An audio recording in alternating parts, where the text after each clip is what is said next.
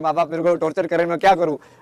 आप प्रेम गली से क्या होगा? वो जवाब दो ना उनको कि अब भाई अब तुम ऐसी वाली चीज करो कि ये चीज सही है धर्म के हिसाब से। आप गोल गोल क्यों घुमा रहे हो उसको बड़ा बड़ा कि हाँ कि तुम्हारा भगवान के प्रति धर्म बड़ा है एज कम्पेयर टू जो माता पिता के प्रति धर्म है।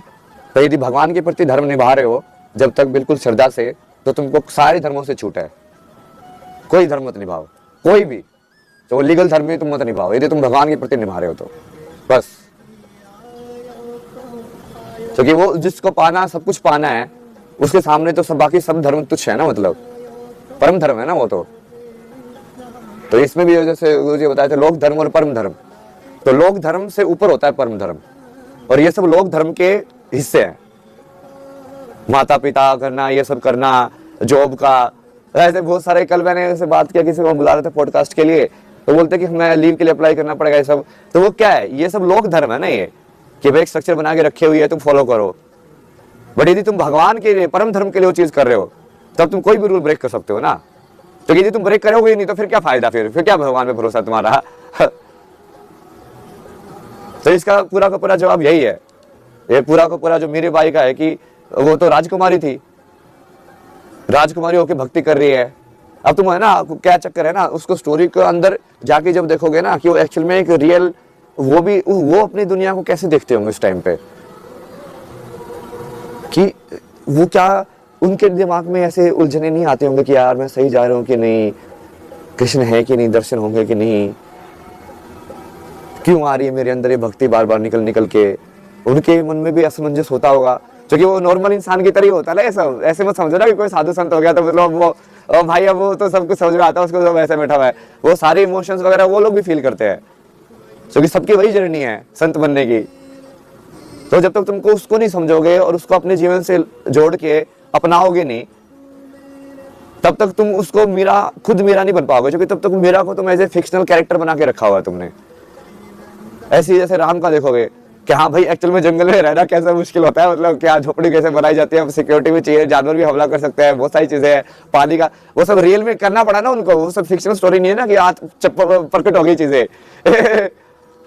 तो राम वो जो जिस चीज का वो फोकस नहीं किया ना, वो रोमांटिक स्टोरी पे ज्यादा फोकस किया है हमारे यदा पुरुषोत्तम। बट वो जो रियलिटी वाली जो लाइफ उन्होंने जो जी सही में, जैसे मैंने कल को कितना वो एक समझाया था ना कि तुम राम के हिसाब से देखो, तो मान लो तुम्हारे ऐसे पत्नियों को उठा के ले जाए, और तुम्हारे मन में कितने सारे ख्याल आएंगे कि पता नहीं जिंदा भी है कि नहीं है। लेकिन तुमको कैसे पता जिंदा ही है? सारे ख्याल आएंगे ना, पता नहीं क्या होगा, कहाँ होगी, किस साइड ढूंढोगे, कैसे ढूंढोगे। तो अब सोचो दो भाई हैं, अब वो भाई उनको कुछ पता लिया है, कहाँ ढूंढे, क्या करे, ऐसे वो भटक रहे हैं। देखो वो उसको भगवान मान के तुम उसकी ह्यूमन वाली स्टोरी से डिस्कनेक्ट हो जाते हो ना।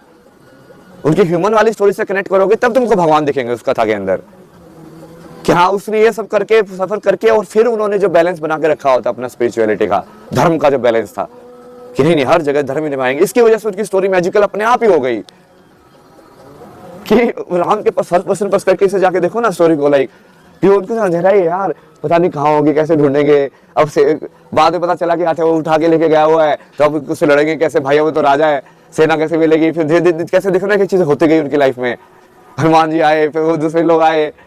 अब उनके पर्सपेक्टिव से, अब या तो तुम ऐसे मान लो कि उनको भगवान ने सब कुछ पता है, तो फिर तो यही मैंने कहा वो अपने हिसाब से कर रहे हैं।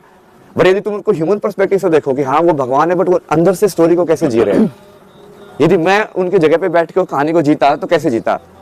आप जो बात बोल रहे हैं ना भैया, एग्जैक्ट भागवत में लिखा हुआ है, धर्मम भजस्व सततम त्यज्य लोक धर्मान, कि अगर परम धर्म के निर्वाह में लोक धर्म आ रहा है तो तत्काल उस धर्म को आप त्याग कर सकते हैं, चाहे वो कोई भी धर्म हो।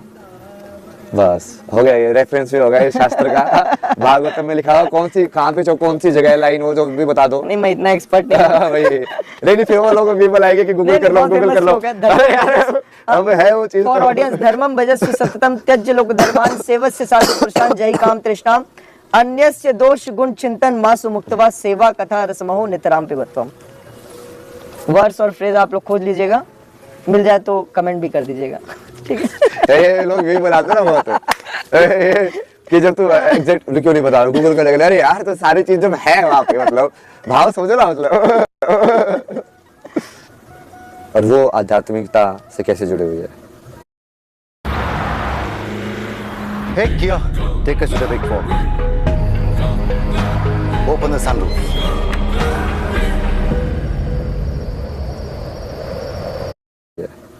अभी तो एक कथा ये उस वाले उसमें गए ना हम भक्ति के अंदर, भक्ति के भक्ति योग अंदर कि भक्ति योग को कैसे करें।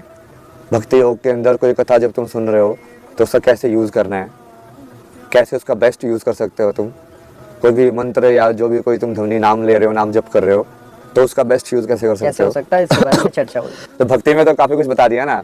मोस्टली चीज जैसे नाम जप होता है, भक्ति में मोस्टली कथाएं सुननी होती है। और सारे ऑडियंस को हम लोग पहले ही बता देना चाहते हैं, बाद में कोई ना बोले कि हम तक जानकारी नहीं है।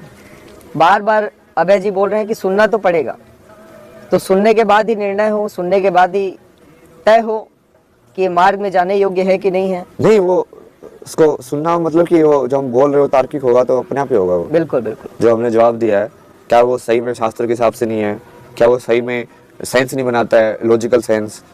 हर जगह पे वो बात सेंस बना रही है ना। क्या यदि तुम इनफाइनाइट को पाना चाहते हो तो फाइनाइट को तो छोड़ना ही पड़ेगा। इसमें उसमें तो हो ही नहीं सकता ना, दोनों चीज कैसे पकड़ के रखोगे तुम? इसमें मेरा एक प्रश्न उठ रहा है, थोड़ा आगे दें तो पूछो जी। इनफाइनाइट को पाने की जो यात्रा है, तो जैसे आपने एक मार्ग तो रख दिया कि फाइनाइट को छोड़ना ही पड़ेगा, लेकिन कई ऐसे संत भी हुए जो घर गृहस्थी में रहते हुए पूरा संसार मेंटेन करते हुए, राम जी की आपने चर्चा की, उनसे नहीं, वो उससे वो कनेक्टेड नहीं है ना। वो आप समझे नहीं हो, बाहर के कर्म से कनेक्टेड नहीं है ना वो। अच्छा, जैसे फाइनाइट को छोड़ना मतलब, लेकिन अभी तो सोचो फिर लोग बोलेंगे ओ तेरे पास तो इतने सारे दिल जला के बैठा हुआ है, अब फूल वूल बिखेर रहा है, अभी अभी तो फाइनाइट ही है, अभी क्योंकि या तूने इसको एक्सप्लेन करना पड़ेगा। लोगों को सीधा क्या लगता है कि अध्यात्म मतलब संसार को छोड़ना पड़ेगा, तो ये संसार को छोड़ने का मतलब क्या है? वो तो वही तो स्पिरिचुअलिटी का प्रोसेस है, बट ये प्रोसेस के अंदर ये कॉन्फ्लिक्ट है। जहाँ पे लोग फंस जाते हैं कि क्या हम गुफा में जाके सब कुछ करके ही होगा कि नहीं होगा। तो यहाँ पे अब दूसरा चालू हो गया, कर्म योग चालू हो गया। भक्ति योग के बाद कर्म योग क्या है? बिगेस्ट वॉल है जो आदमी का ब्रेन जहाँ चोक हो जाता है ना, जहाँ पे अर्जुन पूरा चोक हो गया था यहाँ पे। बचपन से मैं जो जी रहा हूँ भाई, तुम्हारे बोलने पे उसको कैसे छोड़ दूं? बचपन से मैं जो जी रहा हूँ, बचपन से जो मैं खा रहा हूँ, कर रहा हूँ, सो रहा हूँ, पढ़ रहा हूँ, भले मेरी रोज रोज जिंदगी वही है, वही सोना, वही उठना, वही बिस्तर, वही नारी, सब कुछ रिपीटिशन में मैं जी रहा हूँ, लूप में जी रहा हूँ। लेकिन इस लूप से मैं बाहर कैसे आऊं? और लूप से बाहर आए बिना क्या लूप को समझा जा सकता है? संसारिक लूप जो चल रहा है, रिपीटिशन चल रहा है जीवन का, खाली खाने का पकवान बदल जा रहा है लेकिन खाना तो वही है, खाना तो पड़ेगा ही भाई। कपड़े बदल जा रहे हैं लेकिन पहनना तो कुछ पड़ेगा ही भाई। तो एक जो रिपीटिशन वाली जिंदगी है, तो इससे बाहर आना मेरे को क्यों जरूरी है? पहला प्रश्न। दूसरा, क्या बिना बाहर आए, यानी कि बिना गुफा में जाए, बिना रिनाउंस किए, इज देयर एनी वे कि इसमें रहते रहते आप इसका जो चल रहा है, ये जो खेल चल रहा है, इस खेल को समझ सको? नहीं, वो पहले वाले क्वेश्चन में हाँ बिल्कुल वही है। वो जो है ना दूसरा वाला है ना, उस एंड में पहुंचेंगे। बिल्कुल क्यों करना चाहिए, क्यों वाला सवाल एंड में लेके आएंगे। ठीक है। अभी तो बेसिकली जो रस्तों पे, अलग अलग रस्तों पे जो डाउट है लोगों के, जैसे भक्ति वाले हैं, तो वो 3-4 टॉपिक मैंने बिल्कुल क्लियरली जो डाउट है उसको क्लियर कर दिया। उसके लिए शास्त्र भी है, उसके लिए कथाएं भी है, सारा रेफरेंस पूरा बैक दो। कोई नहीं बोल सकता कि यार अब इस तरह हवा में बोली ये चीज, ठीक है। और दूसरे वाले में हम कर्मयोग पे डिस्कस करेंगे कि क्या गृहस्थ में रहते हुए भी साधना की जा सकती है, क्या वो छोड़ना ही, साधु बनना ही भगवान को पाना है, कि क्या तुम बाकी अपने जीवन में भी भगवान को पा सकते हो, नॉर्मल जीवन में भी। वही बड़ा क्वेश्चन है, वही बड़ा क्वेश्चन है। अब भगवान क्या है, क्यों पाना है, वो लास्ट में डिस्कस करते हैं। मतलब हाँ, क्यों करना है कि नहीं, पहले तो ये जानना है। हाँ, पॉसिबिलिटी है कि नहीं है और क्यों करना है, वो लास्ट में डिस्कस करते हैं। इसमें एक जब ज्ञान योग में आएंगे ना, बिल्कुल तब सांख्य की और सांख्य योग ज्ञान योग में जब आएंगे तब उसको डिस्कस करते हैं, क्योंकि वो तार्किक क्वेश्चन है वो। बिल्कुल। इसमें एक वेस्टर्न फिलोसोफर है, आप तो जानते ही होंगे, फ्रेडरिक नीत्शे। उसका एक स्टेटमेंट आता है कि man is a bridge, a rope, a पुल स्ट्रेच्ड बिटवीन टू इम्पॉसिबिलिटी। चाहे एक बार हो जाए फिर। तो मैं बोल रहा था भैया कि नीत्शे बोल रहे हैं कि जो मनुष्य है, मैन है, he is basically a bridge stretched between. वो ज्यादा वाला भी दे दो ना, इस वाले में डाल दिया। हाँ बस बढ़िया है, तुम समझ तो। हाँ बस ये वाला जो है ना, ये तो मेरा इंडिविजुअल जानना है आपसे, इसलिए मैं आपसे बार बार इसमें रिप्लाई, मतलब आपसे भी रिस्पांस चाह रहा हूँ कि जो इम्पॉसिबल पोल्स हैं, एक एनिमल हो जाओ, एक तो भाई की चेतना बुद्धि इतनी शून्य कर लो अपनी कि पशु के जैसे जीने लग जाओ, और एक है सुपर ह्यूमन जैसे जीने लग जाओ। और ये जो बीच की यात्रा है, इसको कैसे सुगम बनाया जाए कि जो हमारी जो अल्टीमेट पोटेंशियलिटी है, जो सुपर ह्यूमन होने की, सुपर ब्लिसफुल होने की, ये अपन कैसे अचीव करेंगे? नहीं नहीं, वो पूरा एक ही सवाल है ना। वो सबसे पहले तो जैसे कृष्ण डिस्कस करते हैं ना कि इसको कि ये है भी कि नहीं, पहले तो उस पर क्वेश्चन हाँ, करो। बिल्कुल। तो कि तुम एज्यूम कर रहे हो तो इमेज है तुम्हारे माइंड में सही बात है।